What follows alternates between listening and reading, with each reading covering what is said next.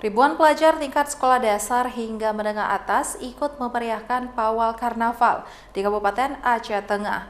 Peringati HUT ke-78 Kemerdekaan Republik Indonesia dengan berbagai ragam busana karnaval. Ribuan pelajar dari berbagai sekolah mengikuti pawai karnaval di Kabupaten Aceh Tengah dalam rangka menyemarakan Hari Ulang Tahun Kemerdekaan Republik Indonesia yang ke-78. Peserta pawai yang diikuti sebanyak 7.189 peserta yang terdiri dari 82 sekolah di seluruh Kabupaten Aceh Tengah. Turut menyemarakkan dengan menampilkan berbagai kreasi kendaraan hias, beragam busana, baju adat hingga berbagai kreasi menarik lainnya.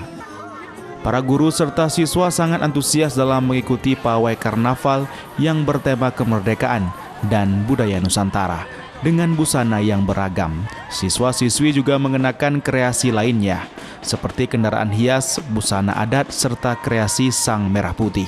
Luar biasa, membangun semangat juang anak-anak juga, terus membangun kreativitas anak-anak, membuat inovasi-inovasi baru tentang bagaimana mengisi kemerdekaan. Begitu tanggapan saya sebagai guru mewakili MIN 9 Aceh Tengah.